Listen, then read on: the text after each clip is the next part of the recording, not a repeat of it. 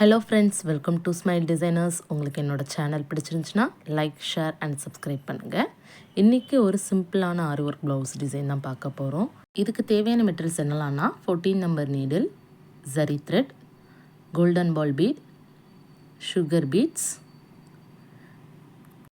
திலகம் shape stones, white ball bead 3 mm, tube bead golden colour, sequence golden colour, பீட்ஸ்க்கு use பண்ணுற needle and nylon thread.